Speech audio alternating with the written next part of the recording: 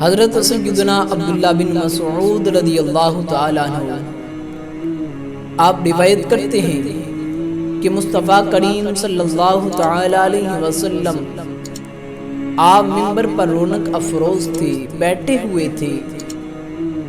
مجھے حکم فرمایا کہ قرآن مجید کی تلاوت کرو، تو میں نے مصطفیٰ کریم صلی اللہ تعالیٰ علیہ وسلم کی بارگاہ میں عرض کی، یا رسول اللہ صلی اللہ علیہ وسلم، آپ پر تو قرآن مجید نازل ہوا ہے، کیا میں آپ کے سامنے قرآن مجید کی تلاوت کروں؟ تو مصطفیٰ کریم صلی اللہ تعالیٰ علیہ وسلم نے فرمایا، میں کسی اور سے سننا چاہتا ہوں۔ لہٰذا میں نے سورۃ النساء کی تلاوت شروع کی، حتی آیت الی ہذہ الآیہ۔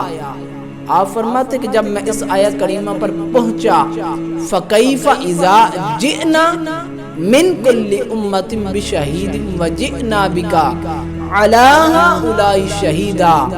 اس وقت ان کافروں کا کیا حال ہوگا جبکہ ہم ہر امت پر ایک گواہ لائیں گے اور تمہیں ان پیغمبروں کا گواہ بنائیں گے۔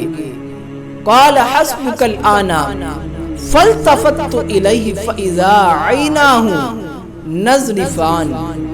یہ آیہ کریمہ جب مصطفیٰ کریم صلی اللہ تعالیٰ علیہ وسلم نے سنی تو فرمایا، بس اتنا ہی کافی ہے۔ پھر مصطفیٰ کریم صلی اللہ تعالیٰ علیہ وسلم کی طرف میں نے توجہ کی تو میں کیا دیکھتا ہوں کہ اس وقت مصطفیٰ کریم صلی اللہ تعالیٰ علیہ وسلم کے چشم مبارک آبدیدہ تھے۔